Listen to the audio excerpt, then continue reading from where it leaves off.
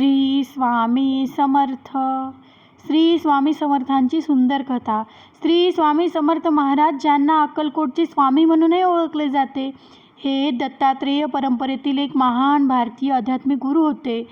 त्यांनी 19व्या शतकात महाराष्ट्रातील अक्कलकोट येथे वास्तव्य केले आणि तेथे अनेक चमत्कारिक आणि भक्ताचे पालनपोषण केले. त्यांची शिकवण, प्रेम आणि भक्तांवरील निस्सीम भक्ती यासाठी ते प्रसिद्ध आहेत. त्यांचे भक्त त्यांना देवाचा अवतार मानतात.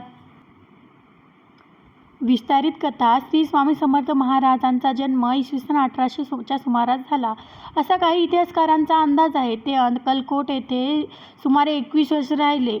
स्वामी समर्थांनी अनेक भक्तांना त्यांच्या दुःखातून आणि संकटातून बाहेर काढले. त्यांचे भक्त त्यांना भगवान दत्तात्रेयाचा तिसरे पूर्णावतार मानतात. एक प्रसिद्ध कथा आहे ही की एकदा एका भक्ताला मुलगा होत नव्हता.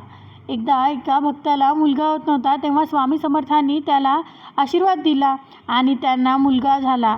अशा अनेक कथा स्वामी समर्थांच्या भक्तांमध्ये प्रसिद्ध आहेत. स्वामी समर्थांनी लोकांना नेहमी प्रेम, समजूतदारपणा आणि सेवेचे मार्ग दाखवला. त्यांच्या शिकवणी आजही लोकांना प्रेरणा देतात. त्यांची भक्ती आणि त्यांचे कार्य आजही लोकांच्या हृदयात जिवंत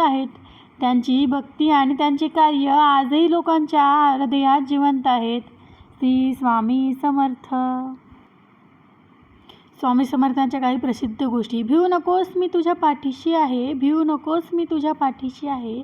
स्वामी समर्थ नेहमी आपल्या भक्तांना हे वाक्य सांगायचे, ज्यामुळे त्यांना धीर मिळायचा. अक्कलकोटचे वास्तव्य त्यांनी आपले अक्कलकोट येथे व्यतीत केले, जिथे त्यांचे मंदिर आहे. चमत्कार. स्वामी समर्थांनी अनेक चमत्कार केले, ज्यामुळे त्यांचे भक्त त्यांना देवी शक्तीचे स्वरूप मानतात. शेवटी श्री स्वामी समर्थ महाराज हे एक महान संत आणि आध्यात्मिक गुरु होते. त्यांची शिकवण, प्रेम आणि भक्तांवरील निस्सीम भक्ती यामुळे ते आजही लोकांच्या मनात जिवंत आहेत. श्री स्वामी समर्थ महाराज हे एक महान संत आणि आध्यात्मिक गुरु होते.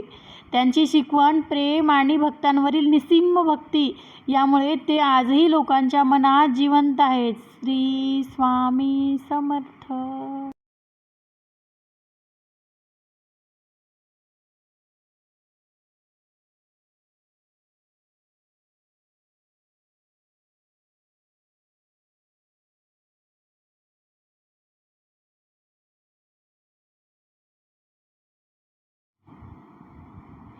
श्री स्वामी समर्थ यांच्या मते जीवन म्हणजे काय?